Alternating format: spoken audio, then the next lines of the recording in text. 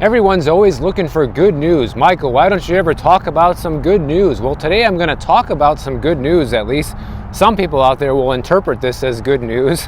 I don't know if I interpret it that way, but it's all a matter of perception, guys, because, we've been talking about how bad this economy is, but all of the jobs numbers came out and the employment data, and it's making it look like things are better than ever, right? So I want to dive into some of this stuff, but before we do that, I want to talk about something that is yet another indicator that people look at and say, wow, this is really the greatest economy ever. And what that is household net worth, okay? Because right now, on paper, looking at the numbers, household net worth is at an all-time high, okay? And what that means is that people are worth more money than they ever have been in history, and all of that is largely due to the fact of this massively inflated everything bubble that we've all participated in, involuntary or voluntarily. This plays into a little bit of the wealth effect that I talked about the other day, where people are spending more money than they otherwise would because they see their net worth go up, and that makes them think, hey, I can spend more money. So here's the figures.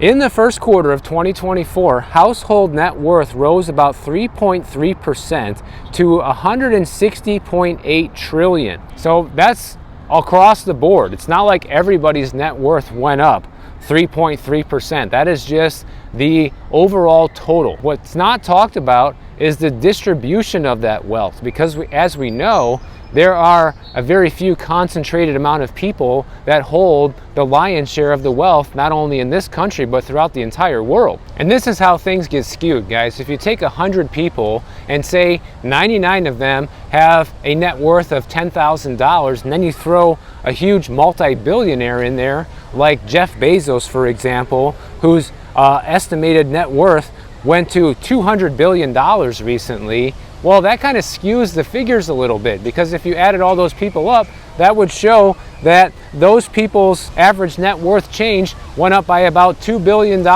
even though the average person only has $10,000 in net worth, but somebody at the top has a lot more. So you see how this can skew the data pretty significantly. So these statistics are very misleading. When you hear that, household wealth went up by over 10%, that doesn't mean that everybody's getting richer right now. It just means probably the people that own assets are the ones who are getting richer. Wow, take a look at this. Kids are having a field day out here. Fun stuff. We got the free water park in the middle of the city here in Louisville, Kentucky. So this whole problem with people's net worth typically going up is not really a reflection of reality that most people are experiencing, but I think what you're seeing is all kinds of stories coming out like this to just once again reinforce the idea that this economy is stronger than it really is, guys, because it's an election year and there are a lot of forces out there trying to get certain people out there reelected, and they have to put out content like this to get people juiced up about things and make them feel good about it.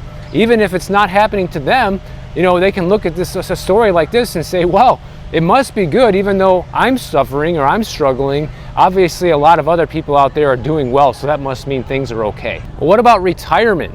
A lot of people are worried about if they're ever going to be able to retire, and retirement is quickly becoming, just a pipe dream for a lot of people. It's not really going to be possible at the rate things are going. Well, according to a study from EBRI, they say that 68% of workers and 74% of retirees are confident they will have enough money to live comfortably throughout retirement. This, of course, is terrific news for people who are looking for all of the good news in the economy. You see, I told you I had good news for you today.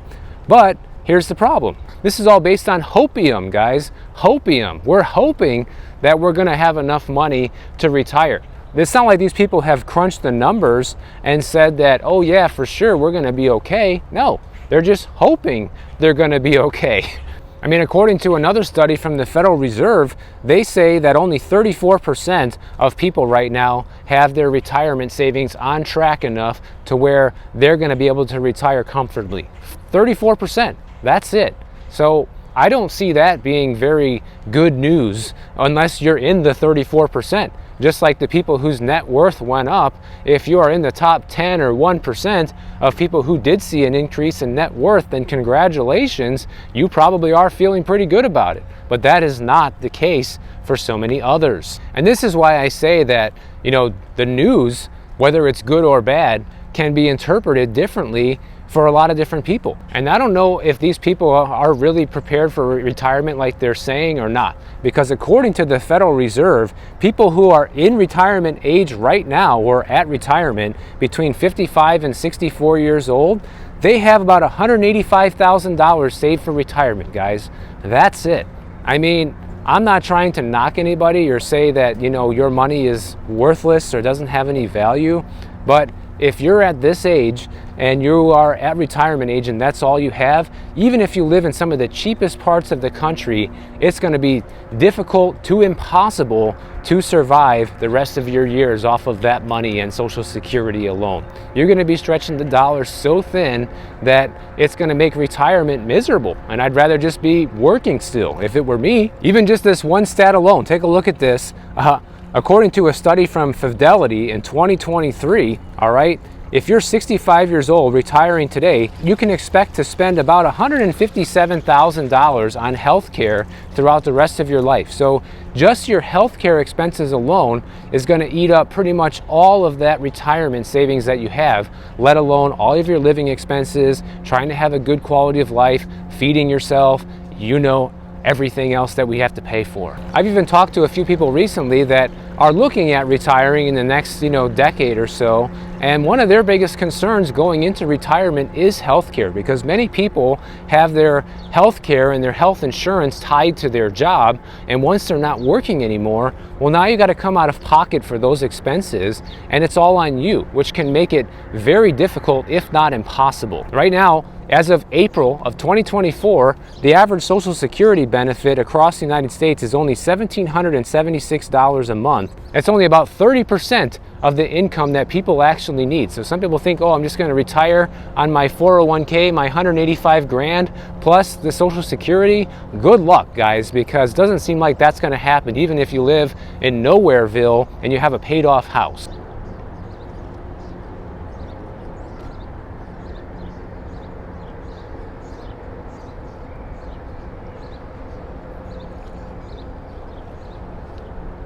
This river right here, I think it's the Ohio River. This is about as close as we're getting to the ocean until we're in California. So going to be seeing more stuff like this and over the next few weeks, guys, as I stick around here in the Midwest. I'll tell you what, I don't mind at all. As long as I'm not suffering in the heat of Miami right now, I am as happy as can be. And here's how troubling this is when it comes to retirement, okay? 37% of men and 42% of women receive 50% or more of their income from Social Security. And on top of that, the Social Security fund right now is projected to go completely insolvent by 2035, which is right around the corner. And there might not even be Social Security by then. We'll see. As inflation continues to be a problem, these benefits are less helpful than ever right now. So that brings me to the next point, is all the new payroll numbers, all the new economic data that came out this week. And we're going to be getting new inflation numbers soon too.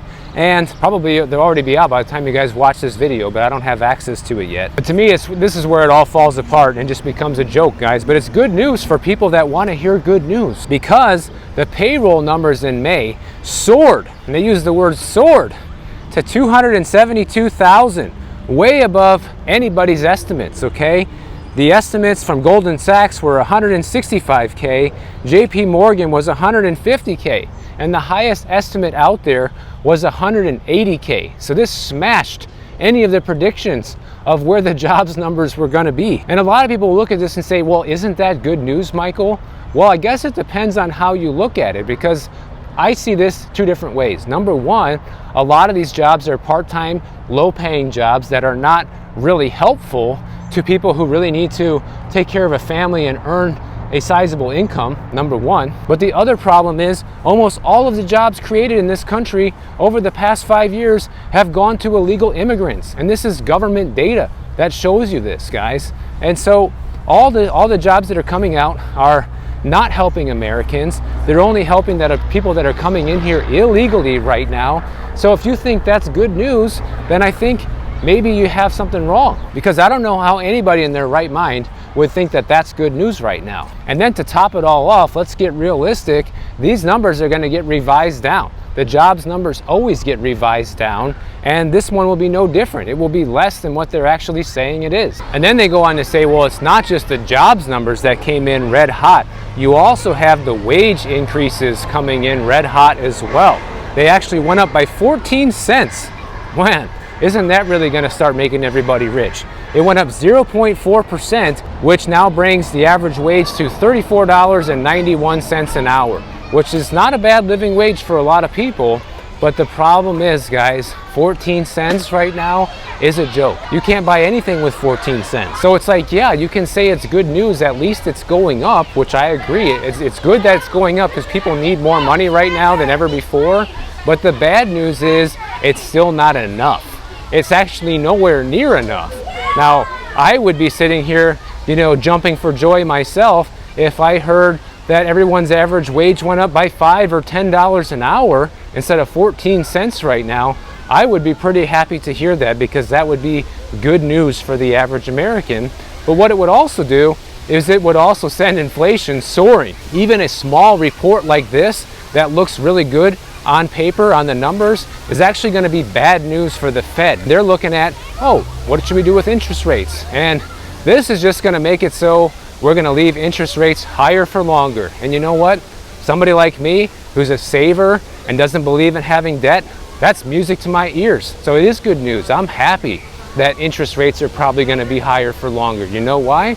I just opened up a new savings account yesterday. You know how much interest they're paying, guys? 5.3%. That's pretty much as good as a 3-month treasury right now. So that is amazing. I've never had a bank account pay 5.3% interest right now, and I'm happy. I'm happy to have that. So as far as I'm concerned, these rates can stay this high forever. So this is what a lot of people probably don't understand about me. Like, I can be happy about some of this news. Like, when these numbers come in hotter than expected, even though half of them are fake, that's good for me, because that means I'm somebody who likes to save money and plan for my future and earn interest. And guess what? These higher interest rates are helping me do that more than ever right now. So I'm happy. And the thing I'm not happy about, and the thing I'm constantly warning about here on the channel, is for people who haven't reached that yet, right? Because I used to be one of them. That's the thing people don't realize. I wasn't always able to travel around the country here making YouTube videos. This is a luxury now, which I'm very grateful to be able to do, thanks to all of you who watch. But I used to be the person that didn't have anything in savings, and it wouldn't matter if savings rates were at 15%, because I wouldn't be able to take advantage of it, And what it does is it just hurts people in that position, because they need to finance stuff in order to be able to have a car, or to be able to have a house, or be able to have anything, really, even a phone. A lot of people finance now, and the higher the interest rates, the harder it is to finance this stuff, which is the goal, right? The goal is to taper down inflation and discourage borrowing, and it's also why I think the interest rates are not high enough. So sad to say, the interest rates would still need to go even higher than this to really cool the economy down the way that the Fed is looking to do, and unfortunately, it hurts people at the bottom even more if they were to do that. So it really does depend which level of the economic ladder you're on, if any of this is good news or not.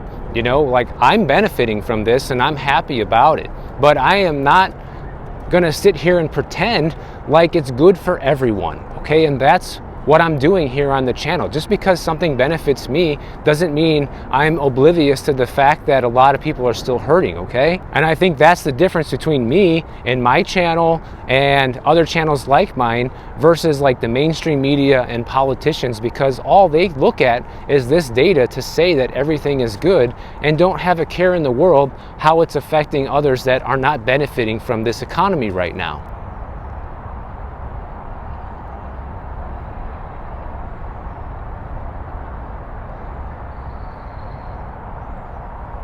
But here's where the bad news begins, okay? If you think we had bad news so far, we haven't, because this is actually bad news.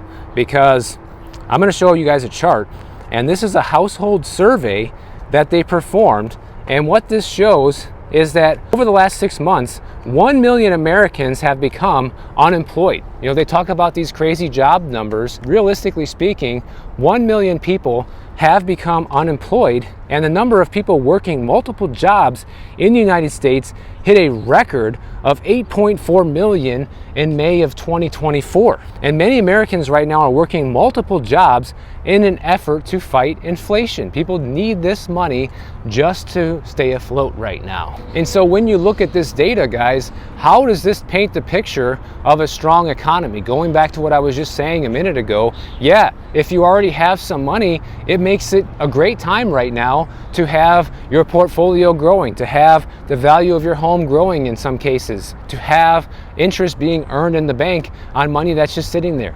Those are all great things to have, but if you don't have that and you're somebody who's working multiple jobs right now, you're probably not feeling too good about this, and you're probably the one who's resonating with what I'm saying. Or maybe you're just like me and things are going okay for you, but you're smart enough to recognize that it's not like that for everybody. And meanwhile, we have all these brand new jobs that are being created going to illegal immigrants, guys. This is just so upside down and so wrong, and I'm really sad to see that this is the state of affairs right now in the United States, and I hope that it's going to turn around sooner than later. Because what the economic data shows right now is that prices have never been higher than they are right now. We're living through the most expensive time in American history. It shows us that all the jobs created over the past few years have all been part-time jobs, Mickey Mouse jobs essentially, that don't pay high enough wages. That's why more people than ever are working multiple jobs, as we just saw in the chart. It also shows you that there's been zero job growth for native-born Americans, and all these jobs are going towards illegal immigrants, as well as the fact that people are putting everything on credit and going broke doing it. So yeah, things are great. But I know things are great for a lot of people, and they're also not great for even more people. Now, one of my viewers, Michelle, she reached out to me and had this idea that I'm going to run by you guys to see what you think about it, because what it has to do with is taxing companies that are replacing people with AI when it comes to jobs. And right away, I don't like the idea of taxes, okay? I don't like taxes in general. I wish we had no taxes. But what Michelle is proposing is just an idea she had that I guess we can see what all of you guys think about this, is number one, is because AI is replacing so many different jobs right now that humans do, she says that the government should implement an AI tax with the proceeds being directly deposited into the Social Security Fund. And she said this could be done two ways, which could be a direct tax on all high-speed chips, processors, etc. And the second is, since most software is sold with annual lease agreements, each license that uses AI to replace people should be taxed annually. These funds should be remitted along with the company's payroll taxes. Well, my first initial thought on that is, if a company is going to have to pay higher taxes on a chip that they make or a software that they sell, who's going to pay that tax? You are, the consumer who buys the product of this company. At the end of the day, those taxes will come down to us. So it's not like I'm against these companies paying more of their fair share, so to speak, but I know how this works, guys. I'm not naive, and what's really going to happen is all these products that use AI are just going to end up costing us all more money, because companies have one goal and one mission, and that is to make sure their shareholders see increased value. And by paying more taxes, they're not going to get there. So they're going to have to pass that expense along to their customers. Another idea that she mentioned here is that so many oil producing countries are flush with money, and the US should be producing more oil. All extra oil can be exported, but include an export tax like maybe $5 a barrel, and with that money we use it to pay down the deficit. So that might be a better idea, assuming the government actually did this stuff, you know. And that's the problem with taxes in general, is that they come up with all these taxes that they just find a way to waste all of our money. I mean, look at what's happening right now with the illegal immigration, guys. You have people pouring into this country by the millions over the past few years, and how many millions or billions of our tax dollars have gone towards keeping those people fed, clothed, having a roof over your head? I think NYC right now is the poster child of this, where they're literally kicking people out. They're kicking tourists out of hotels so that way they have places for the migrants to sleep. I mean, how pathetic is that? I mean, that's the most extreme example I can think of, but that is tax dollars that people in New York are paying to house those people. So the government has shown us time and time again that they are very lousy at actually using the money for stuff that we should be using it for, and instead they blow it on things that none of us actually want or voted for. And that's my number one reason that I don't like taxes at all, and I especially don't like the idea of taxes being raised on anyone, because all that does is give them a right and an avenue to spend more of our money in ways that none of us approve of. But in theory, if they could implement these AI taxes and exporting oil taxes and use all of it to fund Social Security and pay down the deficit, that would be fantastic. I just don't have any faith that they'll actually do something like that. So I don't know, let us know what you guys think about this in the comments. I gave you my opinion. And if you guys enjoyed this video, make sure you subscribe to the channel. And if you don't want to wait for my next video to come out, check out this one on the screen right over here, and I'll see you in the next one.